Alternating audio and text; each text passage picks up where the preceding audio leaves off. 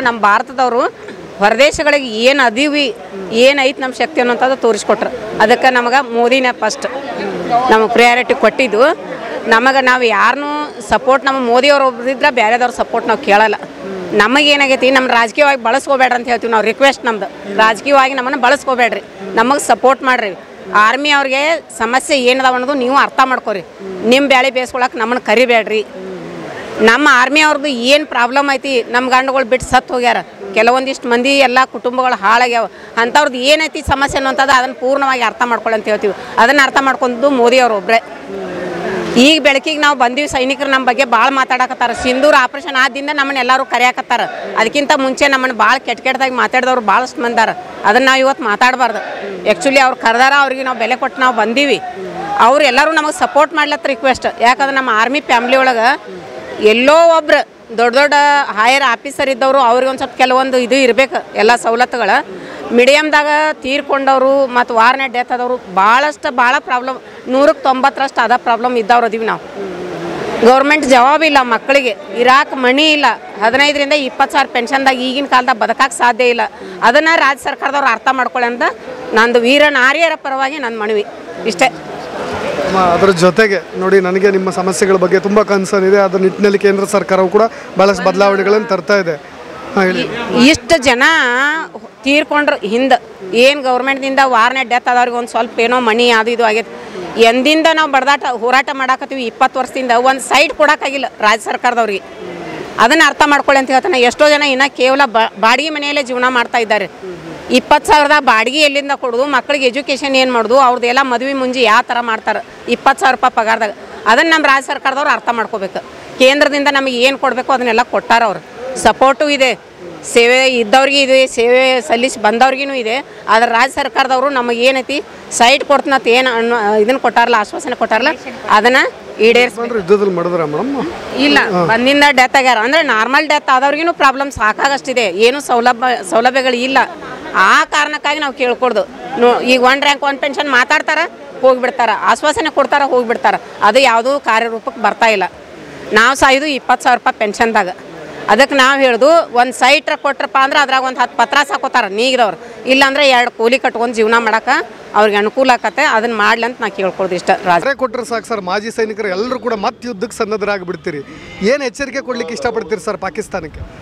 Sir, ನಾನು ಪಾಕಿಸ್ತಾನಕ್ಕೆ ಇಚ್ಛೆ ಕೊಡೋಕ್ಕೆ ಅದು ಒಂದು ಸಣ್ಣ, ನಾನು ಅದನ್ನು ಅಷ್ಟೊಂದು ದೊಡ್ಡದಾಗಿ ಚಾಲೆಂಜ್ ಮಾಡೋಕ್ಕೆ ಇಷ್ಟಪಡಲ್ಲ, ಲೆಕ್ಕಕ್ಕೆ ಇಲ್ಲ. ಯಾಕೆಂದರೆ ಅದನ್ನು ಪಾಕಿಸ್ತಾನ ಇಟ್ಕೊಂಡು ಆಟ ಆಡಿಸ್ತಾ ಇದ್ದಾರಲ್ಲ ಅಕ್ಕಪಕ್ಕ ಒಂದು ನರಿಬುದ್ಧಿ ದೇಶಗಳು, ಅದನ್ನು ಪಾಕಿಸ್ತಾನ ಯೂಸ್ ಮಾಡ್ತಾವೆ. ಅವ್ರಿಗೆ ನಾನು ಇಷ್ಟಪಡ್ತಾ ಇದ್ದೀನಿ. ಬರೀ ನಮ್ಮ ಮಾಜಿ ಸೈನಿಕರ ಅವಶ್ಯಕತೆನೇ ಇಲ್ಲ ಅಂತೇಳಿ ನಮ್ಮ ಸೈನಿಕರು ಹೇಳಿಬಿಟ್ರು. ಏನೋ ಒಂದು ದೊಡ್ಡ ವರ್ಲ್ಡ್ ವಾರ್ ನಡೆದ್ರೆ ಏನೋ ನಮ್ಮ ನಂಬರ್ ಬರ್ಬೋದು, ಅಲ್ಲಿವರೆಗೆ ನಮ್ಮ ನಂಬರ್ ಬರೋಕ್ಕೆ ಸಾಧ್ಯ ಇಲ್ಲ. ಅಷ್ಟು ಧೈರ್ಯವಾಗಿ, ಅಷ್ಟು ಕಟ್ಟುನಿಟ್ಟವಾಗಿ ನಮ್ಮ ಸೈನಿಕರಿದ್ದಾರೆ. ನಮ್ಮ ಅವಶ್ಯಕತೆ ಬೀಳಲ್ಲ. ಆದರೂ ನಾವು ಧೈರ್ಯವಾಗಿ ಅವ್ರ ಬೆನ್ನೆಲುಬಾಗಿ ನಿಂತೀವಿ ಅಂತೇಳಿ ಹೇಳೋಕ್ಕೆ ಇಷ್ಟಪಡ್ತಿದ್ದೀನಿ ಸರ್. ಸರ್, ಏನು ಸರ್ ನಮ್ಮ ಹೆಸರು ವೆಂಕನಗೌಡ ಆಗ್ಯದಾಳ ಅಂತ ಸರ್. ನಮ್ಮ ಹೆಸರು, ನಮ್ಮದು ಬಾಗಲಕೋಟೆ ಡಿಸ್ಟಿಕ್ಕು, ಹುಣಗುಂದ ತಾಲೂಕು. ಬಾಗಲಕೋಟೆ ನನ್ನ ಹೆಸರು ಪ್ರಭುಲಿಂಗಯ್ಯ ಕಾಳಸ್ತಿಮಠ ಅಂತ, ಬಾಗಲಕೋಟೆ ಡಿಸ್ಟಿಕ್ಕು. ನೀವು ಹೇಳಿದಂಗೆ ಬಾಗಲಕೋಟೆ ಡಿಸ್ಟಿಕಲ್ಲಿ ಪ್ರಥಮ ಬಾರಿಗೆ ನಾವು ಡಿಫೆನ್ಸ್ ಮಿನಿಸ್ಟ್ರಿ ಕೂಡ ನಮ್ಮ ಜಿಲ್ಲೆಯಲ್ಲಿ ಎಕ್ಸ್-ಸರ್ವಿಸ್ಮನ್ ಇದ್ದರೂ ಕೂಡ ನಾವು ಸೇವೆಗೆ ಸಿದ್ಧ ಇದೀವಿ ಅಂತ ಹೇಳ್ಕೊಂಡ್ಬಿಟ್ಟು ನಾವು ಅವರಿಗೆ ಮನವಿ ಕೊಟ್ಟಿದ್ದೀವಿ. ಸೊ ಅದಕ್ಕೆ ನಾವು ಎಲ್ಲ ಬಾಗಲಕೋಟೆ ಡಿಸ್ಟಿಕ್ನಲ್ಲಿ ನಾವು ಯಾವಾಗಲೂ 24/7 ನಾವು ಸಿದ್ಧವಾಗಿದ್ದೀವಿ ಸರ್.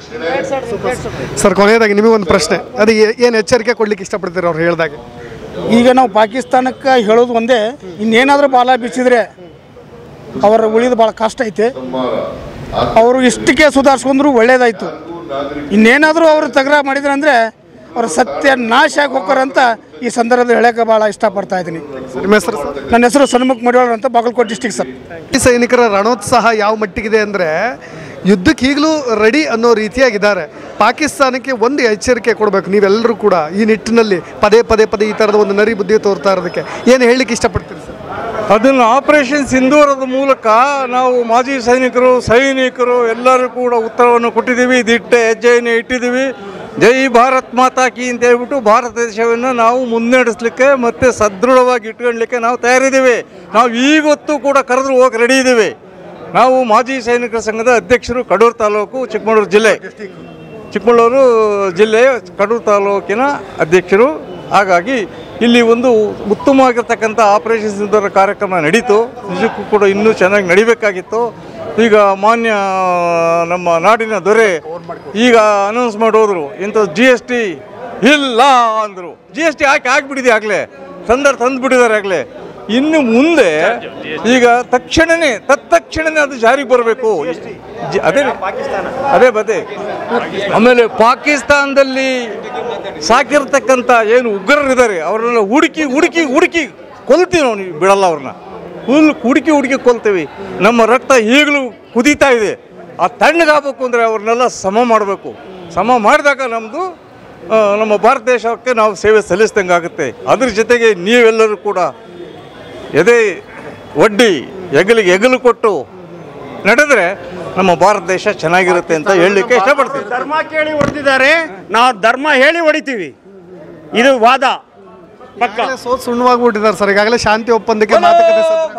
ನಾವು ಶಾಂತಿ ಒಪ್ಪಂದ ಮಾಡಿಲ್ಲ, ಅವರು ಬಿಕಾರಿ ದೇಶದವರು ಶಾಂತಿ ಒಪ್ಪಂದ ಕೇಳ್ತಾ ಇರೋದು, ನಾವು ಕೇಳ್ತಾ ಇಲ್ಲ. ಅವ್ರದ್ದು ಇದೇ ಕತೆ. ಕಾರ್ಗಿಲ್ ಅಲ್ಲಿ ಏನಾಯ್ತು ಹೇಳಿ, ಅವ್ರು ಅದಕ್ಕೆ ಅವರೇ ಭಿಕ್ಷೆ ಕೇಳ್ತಾರೆ. ಗೊತ್ತಿದೆ ಇನ್ನು ಮುಂದೆ ನಮ್ಮ ಕೈಲಿ ಆಗಲ್ಲ, ನಮ್ಮನ್ನು ಇವರು ಉಳಿಸಲ್ಲ ಅಂತ ಗೊತ್ತು. ಭಾರತ ದೇಶ ಉಳಿಸಲ್ಲ. ಭಾರತ ದೇಶದ ಜನ ಎಲ್ಲರೂ ಹೋಗಿ ಬಾರ್ಡ್ರಲ್ಲಿ ನಿಂತ್ಕೊಂಡು ಸೂಸು ಮಾಡಿಬಿಟ್ರೆ ಅದು ಮುಳುಗೋಗ್ಬಿಡುತ್ತೆ ಪಾಕಿಸ್ತಾನ. ನಮ್ಮ ಯಾವ ಸ್ಟೇಟಿಗೂ ಸಮಾನ ಅಲ್ಲ ಅಂಥ ಕಂಟ್ರಿನ ಅದು. ಬಿಕಾರಿ ದೇಶ. ತಡೀರಿ, 47 ತನಕ ತಡೀರಿ, ಇನ್ನೂ ಏನೇನಾಗತ್ತೆ ನೋಡ್ರಿ. 2047 ತನಕ. ಈ ಆಗಸ್ಟ್ 15 ನಮಗೆ POK ಬರಬೇಕು ಅನ್ನೋದು ನಮ್ಮ ಆಸೆ. ನಾವು ಪ್ರಧಾನಮಂತ್ರಿಯವ್ರಿಗೆ ಇದೇ ರಿಕ್ವೆಸ್ಟ್ ಮಾಡ್ತಾ ಇರೋದು. ಬೇಕಾದ್ರೆ ಈಗಲೂ ನಾವು ದೇಶ ಕಾಯಕ್ಕೆ, ದೇಶದಲ್ಲಿ ಯಾವುದೇ ಯುದ್ಧ ನಡೆದ್ರು ನಾವು ಸೇವೆ ಹೋಗಿ ರೆಡಿ ಇದ್ದೀವಿ. ಈ ವರ್ಷದ ಆಗಸ್ಟ್ 15 POK ನಮಗೆ ಸೇರಬೇಕು ಅನ್ನೋ ಆಸೆ ನಮಗೆ. ಅದಷ್ಟಕ್ಕೆ ಚಿಂತೆ ಆಗಲ್ಲ. ಪಾಕಿಸ್ತಾನ ಇನ್ನೂ 3 ಭಾಗ ಆಗುತ್ತೆ. POK ಬಿಟ್ಕೊಟ್ಟ ಮೇಲೆ ಇನ್ನೂ 3 ಭಾಗ ಆಗುತ್ತೆ. ಎಲ್ಲ ಕಡೆಯಿಂದ ಅಕ್ಯುಪೈ ಮಾಡ್ಕೊಂತಾರೆ. ಅದು ಹಾಗೆ ಆಗುತ್ತೆ. ಬಿಕಾರಿನೇ ಲಾಸ್ಟಿಗೆ ಉಳಿಯೋದು ಹರಿದ ರೊಟ್ಟಿ ಅವ್ರ ಹತ್ರ. ಫುಲ್ ರೊಟ್ಟಿ ಉಳಿಯಲ್ಲ, ಹರಿದ ರೊಟ್ಟಿನೇ ಪಾಕಿಸ್ತಾನದಲ್ಲಿ ಉಳಿಯೋದು, ಇನ್ನೇನು ಉಳಿಯಲ್ಲ. ಅದು ಹಾಗೆ ಆಗುತ್ತೆ, ಸದ್ಯದಲ್ಲೇ ಆಗುತ್ತೆ. ಆಪರೇಷನ್ ಸಿಂಧೂರ್ ಇನ್ನೂ ನಿಂತಿಲ್ಲ ಅಂತ ಹೇಳ್ತಾರೆ ಮಾಜಿ ಸೈನಿಕರೊಬ್ಬರು ಹೇಳಬೇಕಾದ್ರೆ. ಆಪರೇಷನ್ ಸಿಂಧೂರ್ ಇಲ್ಲಿಗೆ ನಿಂತಿಲ್ಲ. ಕ್ರಿಕೆಟ್ ಆಡ್ಬೇಕಾರೆ 2020 ಕ್ರಿಕೆಟ್ ಆಡ್ಬೇಕಾರೆ 3 ನಿಮಿಷದ ಬ್ರೇಕ್ ಕೊಡ್ತಾರೆ. ಆ ಬ್ರೇಕ್ ಆಗಿದೆ, ಇದು ಮುಗ್ದಿಲ್ಲ. ಪ್ರಧಾನಮಂತ್ರಿನೂ ಹೇಳಿದ್ದಾರೆ, ರಕ್ಷಣಾ ಮಂತ್ರಿನೂ ಹೇಳಿದ್ದಾರೆ, ಎಲ್ಲರೂ ಇದೇ ಹೇಳ್ತಾ ಇರೋದು. ಆಪರೇಷನ್ ಸಿಂಧೂರ ಇನ್ನೂ ಮುಗ್ದಿಲ್ಲ, ಇದು ಬ್ರೇಕಪ್ ಆಗಿರೋದಷ್ಟೇ. ಸ್ವಲ್ಪ ಬ್ರೇಕಪ್. ಅವರು ಮತ್ತಿನ್ನ ಕೆದಿಕೊಂಡ್ ಬರ್ತಾರೆ, ಅವಾಗ ಮತ್ತೆ ಹೊಡೆಯೋಣ ಅಂತೇಳಿ ಅಲ್ಲೇ ಇರ್ತಾರೆ, ಅಲ್ಲೇ ಹೊಡಿತಾರೆ, ಹಂಗೆ ಹೊಡಿತಾರೆ. ಹಾಗೆ ಆಗತ್ತೆ. 1971ರಿಂದಲೂ ನಾವು ಇದೇ ಯುದ್ಧ ಮಾಡ್ಕೊಂಡು ಬಂದಿದ್ದೀವಿ. ಅವತ್ತು ಹಿಮ್ಮೆಟ್ಟಿಸಿದ್ದೀವಿ, ಇವತ್ತು ಹಿಮ್ಮೆಟ್ಟಿಸ್ತೀವಿ ಪಾಕಿಸ್ತಾನನ.